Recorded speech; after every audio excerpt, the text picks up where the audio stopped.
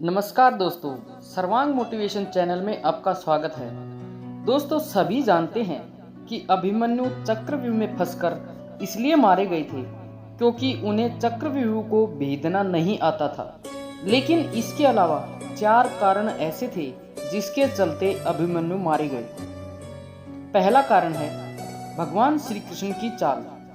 भगवान श्री कृष्ण की नीति के चलते अर्जुन के पुत्र अभिमन्यु को चक्रव्यूह को भेदने का आदेश दिया गया, यह जानते हुए भी कि अभिमन्यु चक्रव्यूह में प्रवेश करना तो जानता है लेकिन उससे बाहर निकलना नहीं जानते।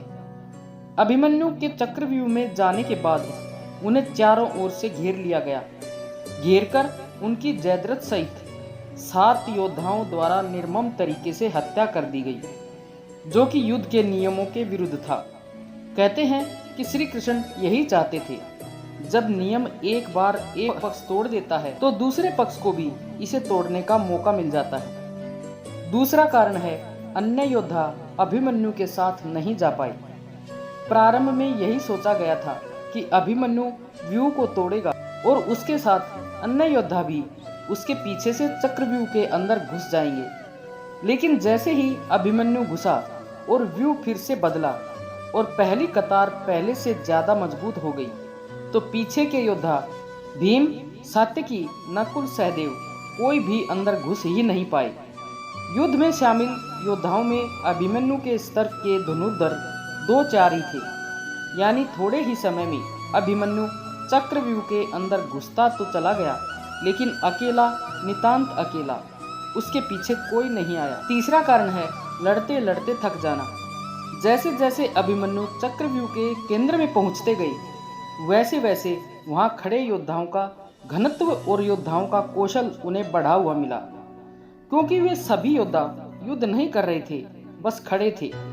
जबकि अभिमन्यु युद्ध करता हुआ केंद्र में पहुंचता है। अभिमन्यु जहां युद्ध और चक्रव्यूह रचना तोड़ने के कारण मानसिक और शारीरिक रूप से थके हुए थे, वहीं कौरव पक्ष के योद्धा तरोताजा थे। ऐसे में अभिमन्यु के पास चक्रव्यूह से निकलने का ज्ञान होता तो बच जाता, या उसके पीछे अन्य योद्धा भी उसका साथ देने के लिए आते तो भी वह बच जाता। लेकिन थकान के कारण वह अधिक जोश और होश से लड़ नहीं पाया।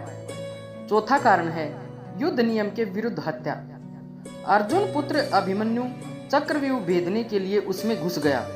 चक्रव्यूह में प्रवेश करने के बाद अभिमन्यु ने कुशलतापूर्वक चक्रव्यूह के 6 चरण भेद लिए। इस दौरान अभिमन्यु द्वारा दुर्योधन के पुत्र लक्ष्मण का वध किया गया।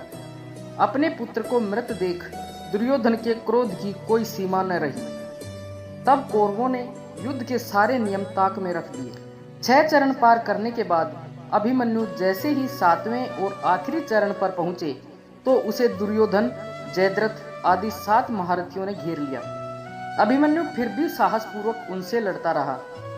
7 ने मिलकर अभिमन्यु के रथ के घोड़ों को मार दिया। फिर भी अपनी रक्षा करने के लिए अभिमन्यु ने अपने रथ के पहिए को अपने ऊपर रक्षा कवच बनाते हुए रख लिया और दाएं हाथ से तलवारबाजी करता रहा। कुछ देर बाद अभिमन्यु की तलवार टूट गई और रथ का पहिया भी चकनाचूर हो गया। अब अभिमन्यु निहत्था था। युद्ध के नियम के तहत निहत्थे पर वार नहीं करना था, किंतु तभी जयद्रथ ने पीछे से निहत्थे अभिमन्यु पर जोरदार तलवार का प्रहार किया। इसके बाद एक के बाद एक 7 योद्धाओं ने उस पर वार कर दिए और अभिमन्यु वहां वीर गति को प्राप्त हो गया। अभिमन्यु की मृत्यु का समाचार जब अर्जुन को मिला तो वे बेहद क्रोधित हो उठे और अपने पुत्र की मृत्यु के लिए शत्रुओं का सर्वनाश करने का फैसला किया। सबसे पहले उन्होंने कल की संध्या का सूर्य ढलने के पूर्व जयद्रथ को मारने की शपथ ली। दोस्तों, आशा है कि आपको इस वीडियो से काफी ज्ञान मिला होगा। कृपया कमेंट में अवश्य बताएं, और अगर वीडियो अच्छी लगी हो तो वीडियो को लाइक व शेयर करें और चैनल को सब्सक्राइब करना ना भूलें। धन्यवाद।